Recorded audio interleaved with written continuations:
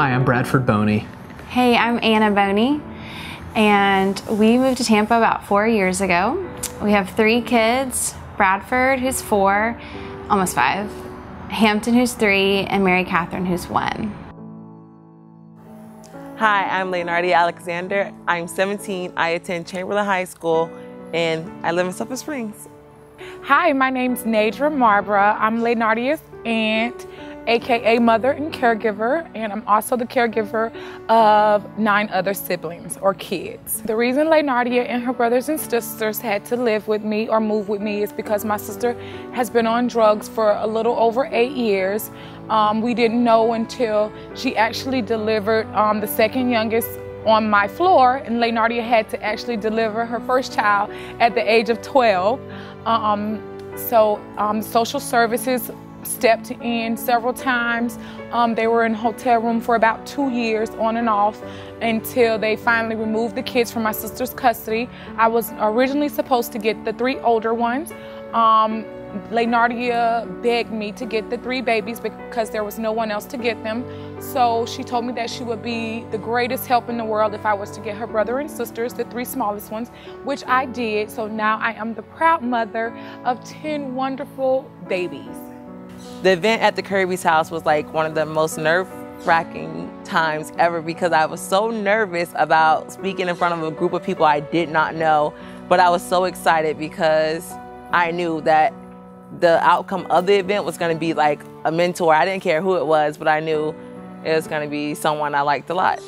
I was invited to come to the event because I was one of the kids who attended Young Life who were living in a household with only one parent and who had a 2.5 GPA or higher.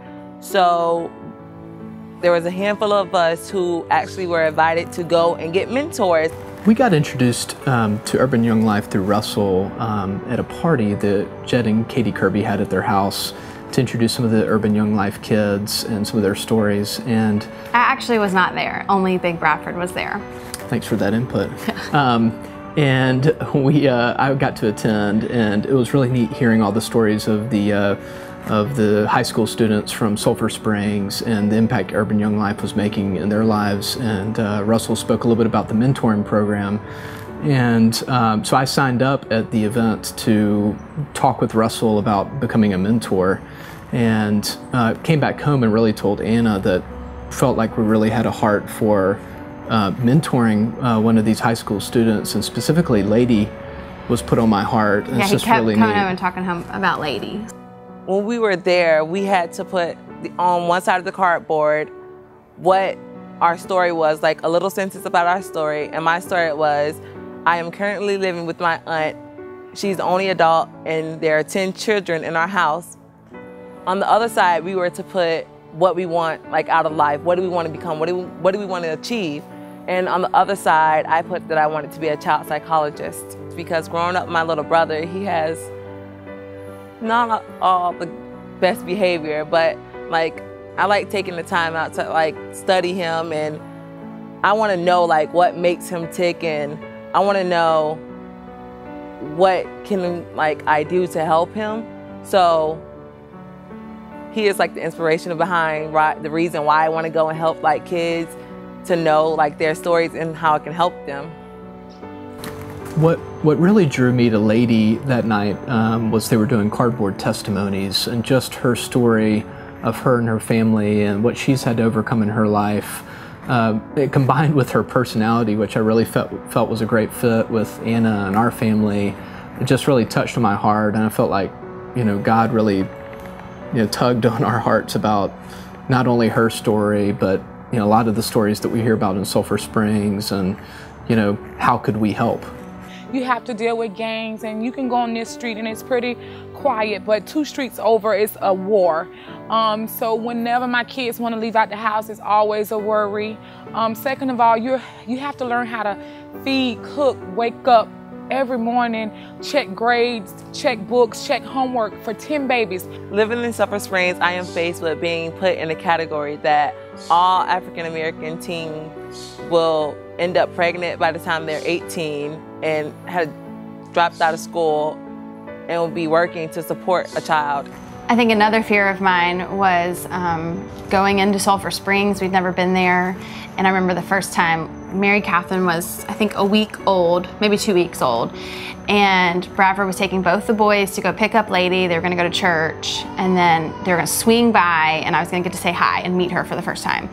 And I remember praying the whole way just for safety and a smooth meeting, and I think it went good, but you were terrified. I was just a little intimidated. I mean, it's just a community that I've never been in, and I mean, I know I'm a big guy and all, so you know that wasn't as much of the concern as much as maybe.